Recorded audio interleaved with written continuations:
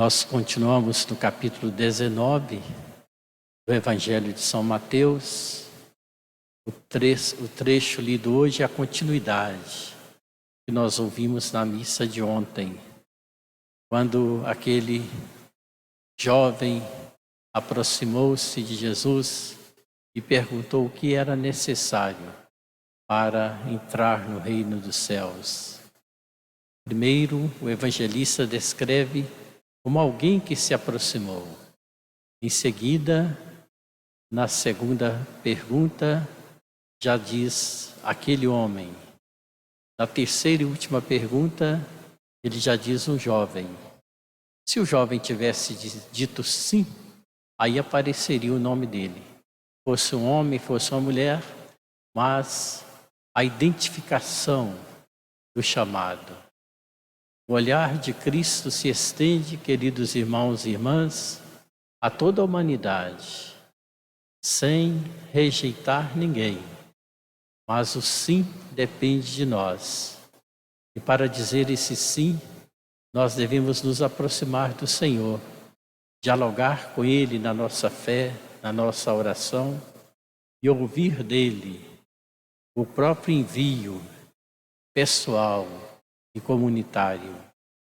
Estas lições da Palavra de Deus estão diretamente ligadas a esta Semana da Vida Religiosa Consagrada, embora este tema se refere a toda a comunidade cristã.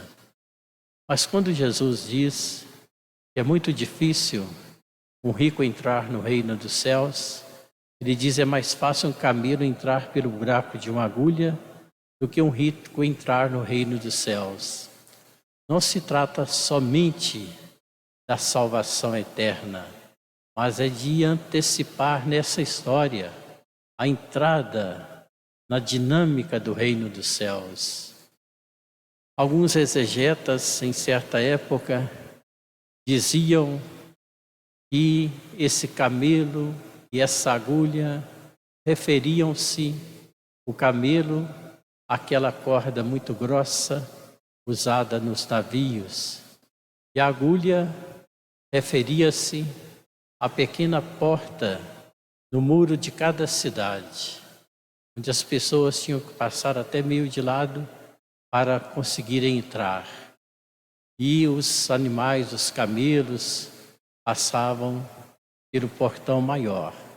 Então Jesus, ao dizer esta comparação, embora fosse interpretada inicialmente uma corda muito grossa e a agulha a porta estreita do muro que cercava as cidades para protegê-las contra os ataques dos inimigos guerrilheiros, na verdade, a exegese passou a reconhecer que se trata o camelo daquele animal grande mesmo.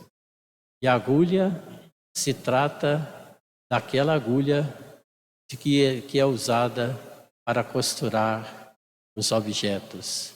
Então, o orifício realmente muito pequeno e o animal muito grande, porque é impossível atermos-nos aos bens materiais e vivenciar a dinâmica do reino. Os bens materiais estão aí para o nosso serviço, para nós nos servirmos dele, e não para eles se tornarem os que nos dominam, nos prendem.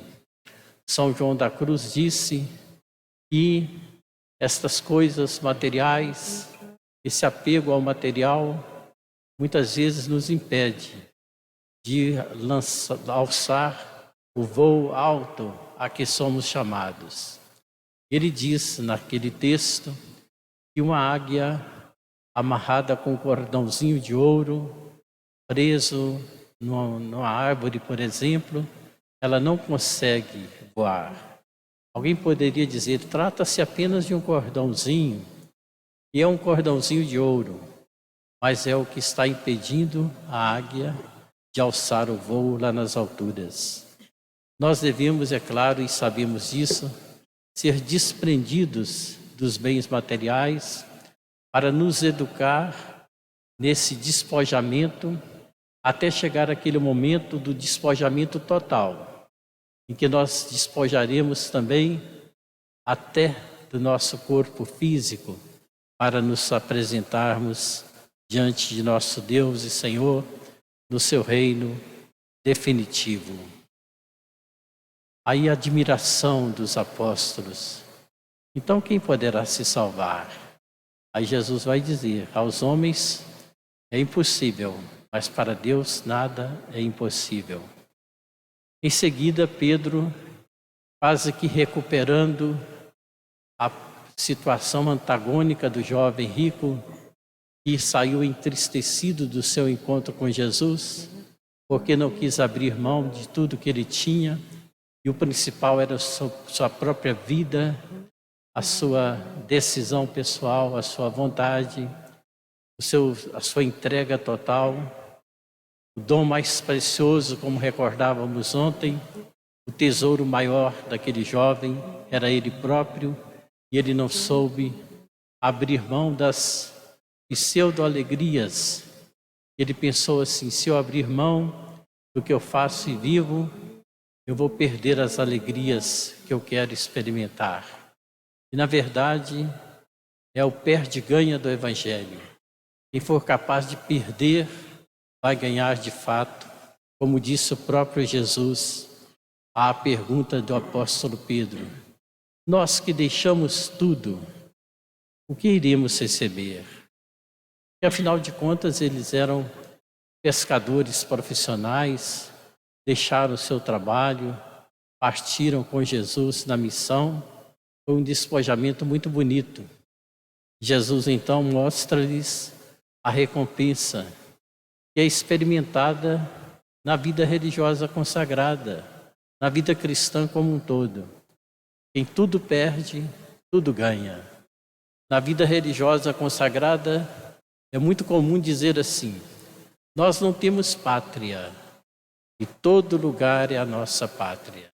É muito interessante essa dinâmica em renunciar e receber 100 vezes mais, conforme a palavra de Jesus, atribuída aos seus apóstolos e a todos que quiserem seguir de perto a sua consagração a Ele. Por isso nós louvamos e bendizemos a Deus nesta noite, o sim generoso de tantas religiosas, freiras, de tantos religiosos, freis, frades, irmãos, que partem despojadamente para lugares tão diferentes da sua terra natal, da sua pátria, para enfrentar os desafios do trabalho missionário, renunciando à sua própria decisão pessoal, pelo voto de obediência, vão trilhando o caminho que Deus estabelece através da sua família religiosa, seguindo sempre adiante desse despojamento e ainda na consagração total, sem se apegar afetivamente a uma pessoa, oferece o seu coração a todas as pessoas, a começar dos mais fragilizados e vulneráveis. E ainda o voto de pobreza, de não ter nada próprio, de si próprio, e ao mesmo tempo ter tudo, com a disponibilidade que a família religiosa proporciona para que a evangelização aconteça. Louvemos a Deus por esta página do Evangelho ser vivenciada do carisma tão diversificado de tantas congregações religiosas espalhadas pelo mundo afora. E que Deus nos dê a todos nós um coração generoso de quem sabe que quando nós entregamos, sabemos perder a nossa vida por causa do reino, nós tudo ganhamos. Com esta canção nós vamos interiorizar a mensagem do Evangelho de hoje. Podem permanecer assentados e meditemos nesta canção.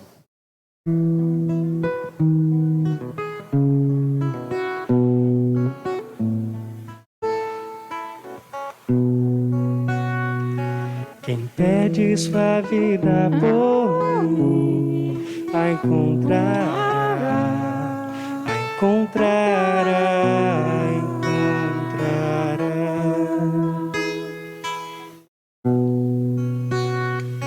Quem deixa seu pai por mim, sua mãe por mim, me encontrará, me encontrará.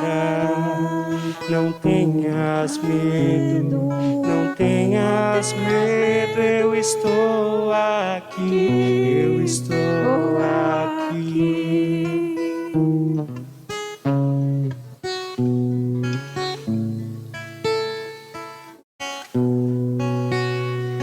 Quem deixa sua terra por mim, teus bens por mim, teus filhos por mim, encontrará.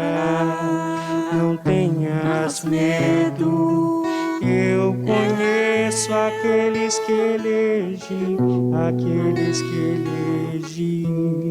Não tenhas medo, eu conheço aqueles que elegi, aqueles que elegi.